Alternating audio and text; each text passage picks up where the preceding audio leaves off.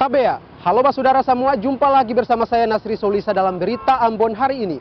Berikut berita utamanya. Jembatan dermaga di Pulau Hatta, Maluku Tengah roboh, 7 tewas dan 4 terluka. Talut di bantaran sungai Air Kuning Ambon, ambruk, warga cemas. Kelangkaan BBM di Ternate, aktivitas warga terganggu.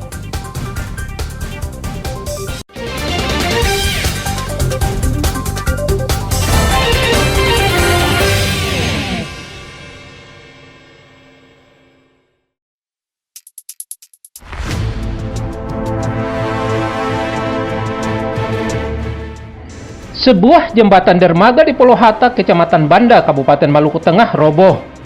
Dalam insiden ini, sejumlah warga tewas. Peristiwa naas ini terjadi saat warga serta sejumlah tim kampanye ingin menjemput calon Bupati Maluku Tengah, Andi Munaswir, yang baru tiba di Pulau Hatta, Kabupaten Maluku Tengah untuk berkampanye. Tiba-tiba, jembatan beton ini ambruk. Para korban berjatuhan ke laut. Akibat insiden ini, sejumlah warga tewas. Sementara calon Bupati Maluku Tengah, Andi Munaswir, selamat dalam peristiwa ini.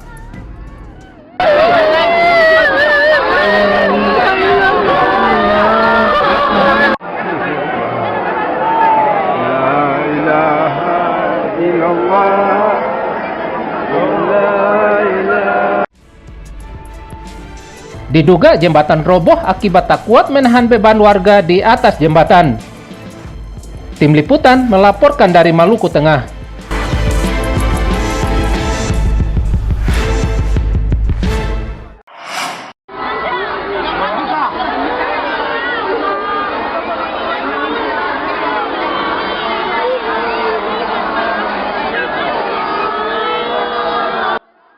Detik-detik robohnya jembatan dermaga di Pulau Hatta, Kecamatan Banda, Kabupaten Maluku Tengah, yang menewaskan dan melukai sejumlah warga ini terekam kamera warga.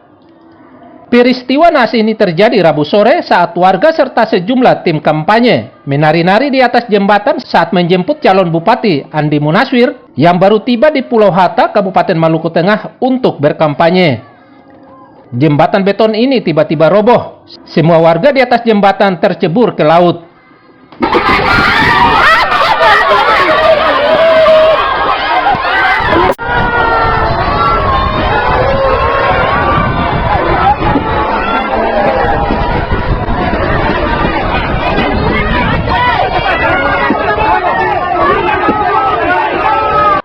Akibat insiden ini, 7 orang tewas serta 4 terluka, termasuk salah satu anggota DPRD Kabupaten Maluku Tengah dari fraksi PKB Andan Teja Nurbati.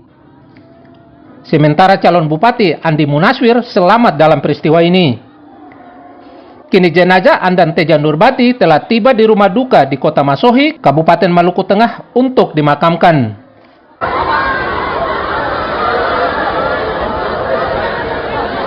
Jembatan ambruk di Pulau Hatta, di mana tim kampanye yang melaksanakan kampanye mulai dari Pulau Ai menuju ke Pulau Hatta.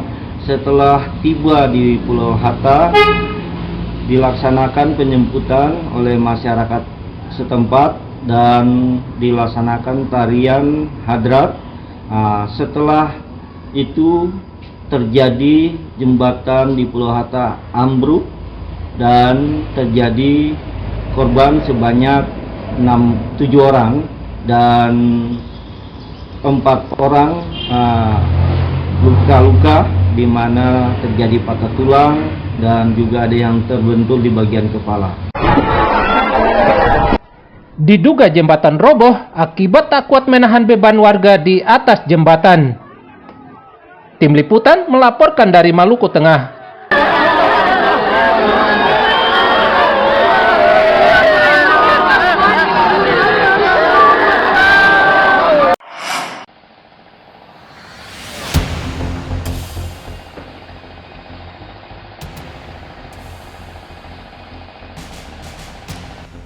Talut di bantaran sungai di kawasan RT 5 RW 18 Air Kuning Negeri Batu Merah, Kecamatan Sirimau, Kota Ambon, ambruk setelah diterjang banjir. Kondisi ini mengakibatkan puluhan keluarga yang tinggal di sekitar bantaran sungai cemas. Sebab mereka khawatir keselamatan jiwa serta harta bendanya. Akibat ambruknya talut ikut berpengaruh terhadap amblesnya pondasi sejumlah rumah di bantaran sungai. Itu selaku warga di sini rasa bagaimana dengan talut yang sudah ambruk? Ini sangat membahayakan ini, kan ada sumber air di sini, tidak ada sumber bor sini. Talut ini kalau roboh, sumber bor untuk warga yang 100 kakak di atas ini terancam. Jadi 100 kakak yang ada di THR 2 ini, dong pakai air dari sumber air ini? dari sumber bor ini. Ya kalau talut ini, yang dilihat ya Pak, air terancam kan. Rasa kurang nyaman juga. Di sini katong kurang nyaman terhadap kerusakan talut yang terjadi di tempat tinggal kompleks. Harapannya agar pemerintah segera turun langsung melihat kondisi yang terjadi di talut atau tempat sungai. Warga di bantaran sungai mendesak pemerintah Kota Ambon segera memperbaiki talut rusak agar terhindari dari bencana. Muhammad Sarusunet melaporkan dari Ambon. Masih terjaga kerahasiaan soal yang akan digunakan untuk dijawab nantinya dari masing-masing paslon. Sah? Baik, terima kasih, kita berikan tepuk tangan sekali lagi. Pemilihan kepala daerah, gubernur dan wakil gubernur serta bupati dan wakil bupati 2024 serentak berjalan aman, jujur dan adil adalah impian warga negara. Ini dibutuhkan partisipatif dari semua pihak, termasuk organisasi pegiat media sosial. Di Kota Ambon, Bawaslu Maluku menggandeng organisasi pegiat media sosial di Kota Ambon. Pemilihan, tapi bukan pelanggaran pemilihan. Misalnya, kampanye hitam yang menyerang salah satu calon, tetapi dilakukan oleh bukan dari tim sukses atau tim kampanye calon, atau bukan disebarkan oleh akun resmi dari paslon.